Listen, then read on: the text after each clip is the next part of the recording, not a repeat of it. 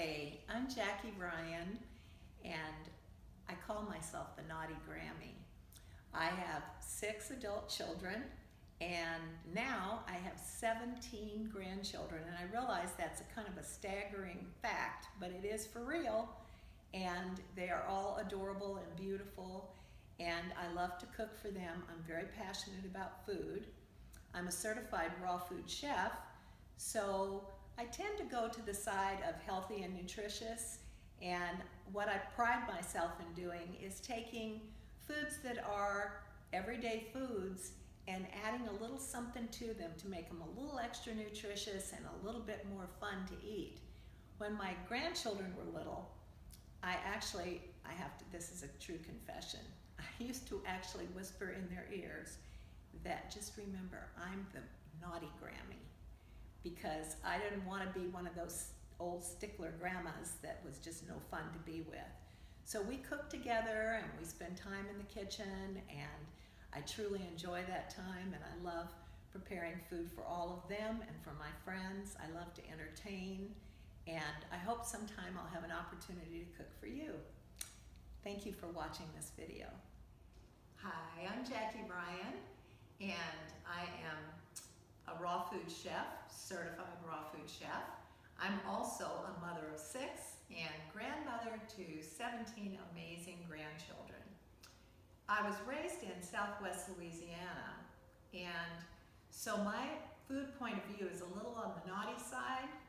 I try to incorporate health and nutrition in everything that I do, but my family calls me the Naughty Grammy, and I guess that's why.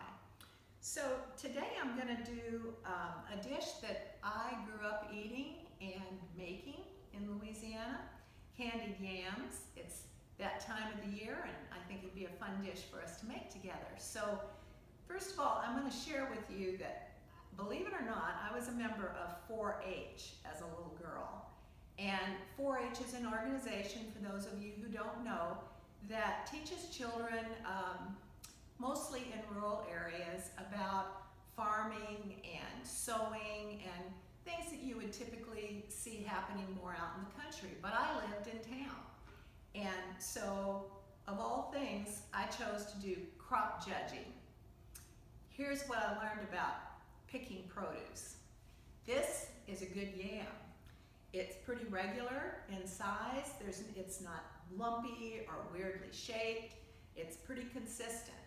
So what you want to do is find that yam or fruit, whatever it is, that is the most common looking, and then you want to match it to some others that are about the same size.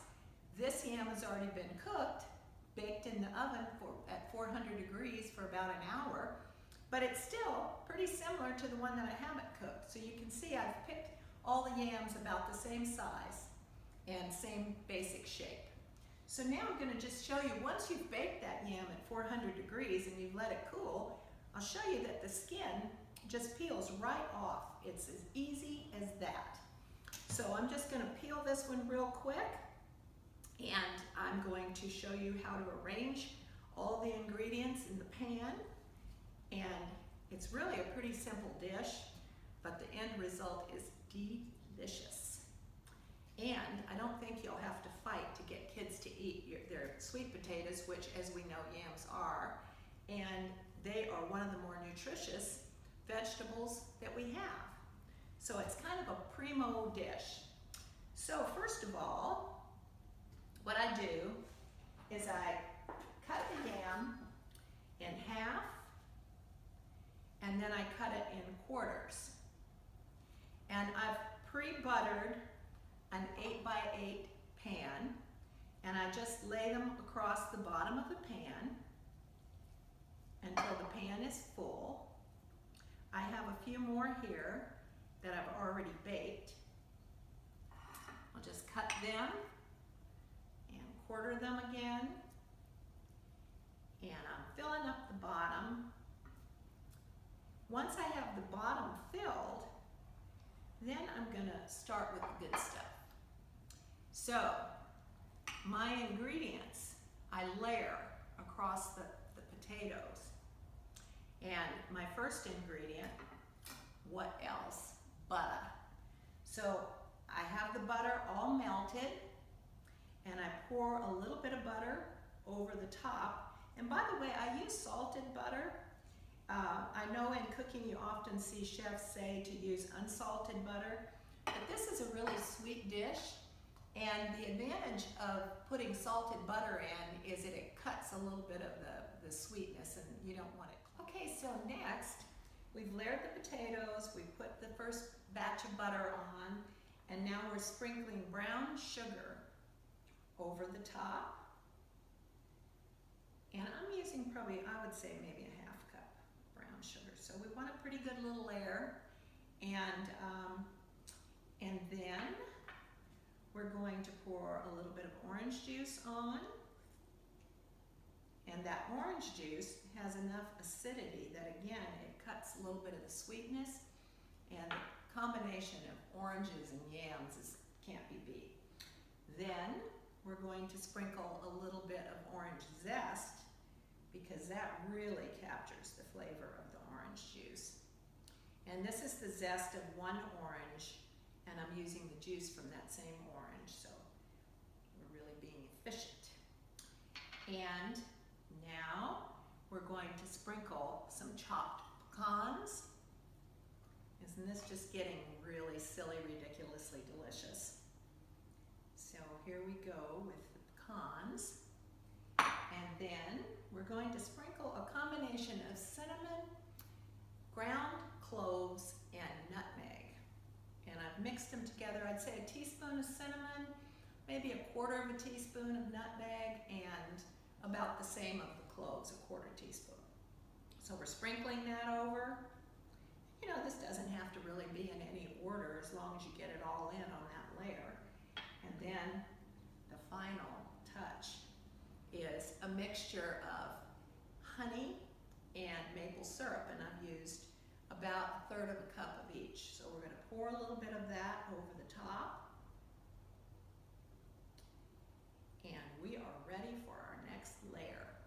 So again, we're just going to cut the yams in quarters very quickly and put our final layer on. I try to arrange them so that we have kind of all the space on the plate covered. We don't want any big gaps. And got all the yams down. And we're following with the same layering of butter. Salted butter, melted. Yum. And we have our orange juice. Delicious. Our brown sugar.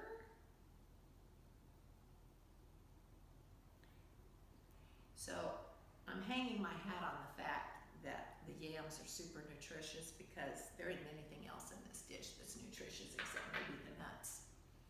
And we've got our spices, cinnamon, nutmeg, and cloves.